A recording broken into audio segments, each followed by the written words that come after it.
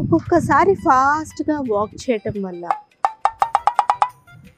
పరిగెత్తినట్టు నడవడం వల్ల, వీలైతే పరిగెత్తడం వల్ల, గట్టిగా మాట్లాడడం వల్ల, హడావిడి పడుతూ బతకటం వల్ల గుండె ఒకటే మాట అంటది, నువ్వు నడకాపుతావా, నన్ను పనిచేయడం ఆగిపోమంటావు. ఇంతదాకా తెచ్చుకోవద్దు. దేహమే మన సకల మానవాళికి ఉన్నటువంటి అద్భుతమైనటువంటి బహుమతి. అందుకే దేహానికి ఎటువంటి కష్టం పెట్టకూడదు.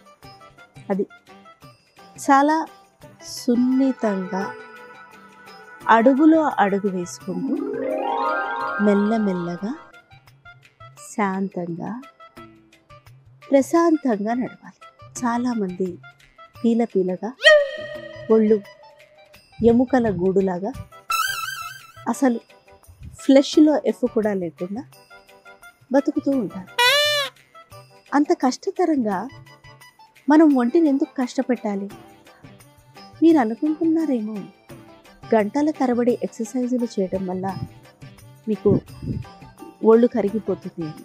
లేదు, భగవంతుడితో సమానమైన దేహమే దేవాలయం అన్నప్పుడు అట్లాంటి శరీరాన్ని మనం కష్టపెడుతున్నాం. ఆ శరీరాన్ని కష్టపెట్టి మనం మాత్రం ఏం సుఖపడుతున్నాం? ఇవన్నీ తాత్కాలికం.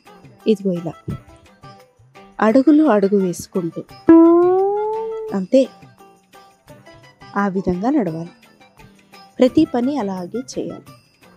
4 గంటలు ఆలస్యం అయితే ఏమైంది?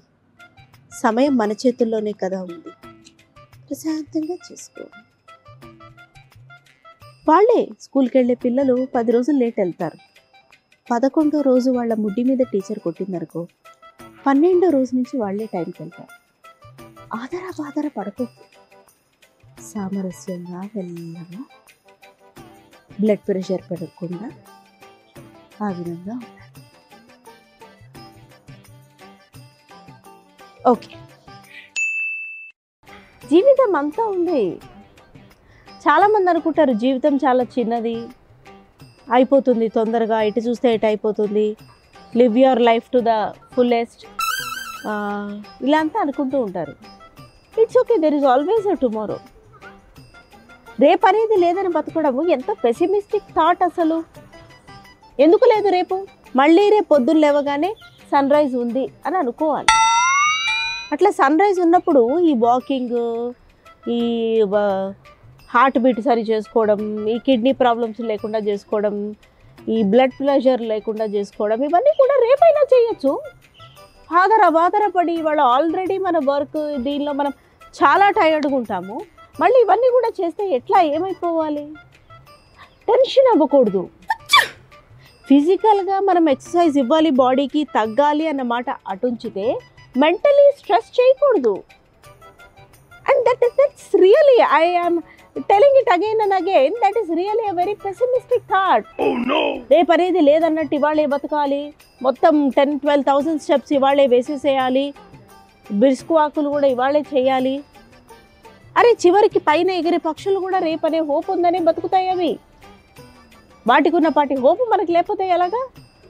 చేసుకోవచ్చు, చిన్నగా రేపు చేసుకోవచ్చు, ఎల్లుండి చేసుకోవచ్చు, అన్నీ. తొందర ఏం లేదు మనకి. There is an entire life waiting for us. That's okay, ఆరాంగా చేసుకోవచ్చు. అందుకే వాళ్ళు 30 అడుగులు వేసారు చాలు రోజు మొత్తంలో. చేసుకుందాం రేపు అంతకైతే ఇంకొక 31 అడుగు, అట్లా ఒక్కొక్క అడుగు పెంచుకుంటూ పోవాలి. అది నేను చెప్పేది.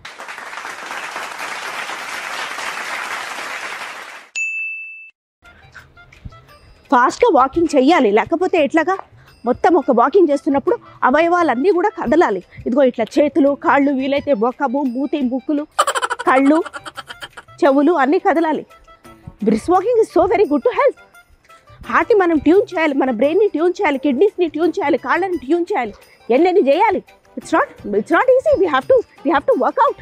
అలా చేస్తేనే ఇన్నేళ్ళు పెంచిన ఈ కండల కాంతారావు కండలు, కండల కాంతమ్మ కండలు, గణపతి బొజ్జ ఇవన్నీ కూడా తగ్గిపోతాయి. We have to do it. 10,000 is minimum. 10,000 steps. Come here. Reverse walk కూడా చేయాలి. 10,000 స్టెప్స్ ఇస్ మినిమం.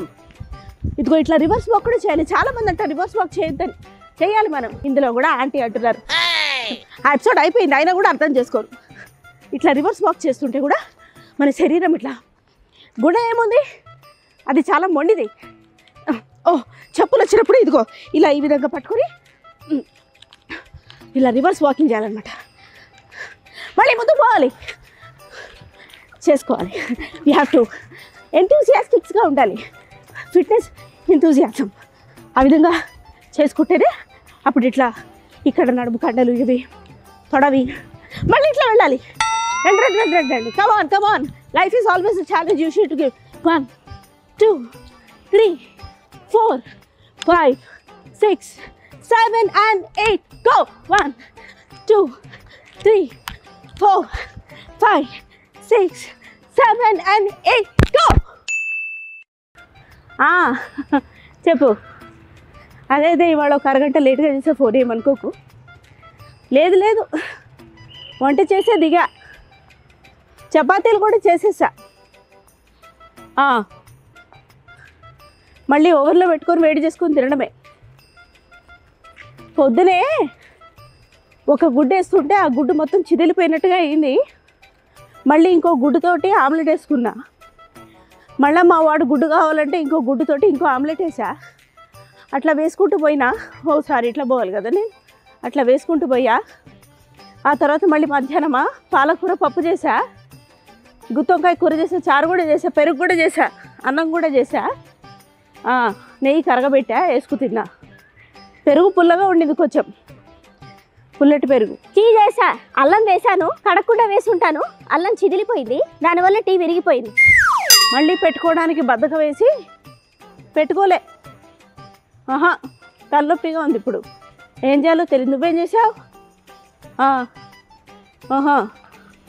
అవునా, సరే ఇంకేంటి సంగతులు?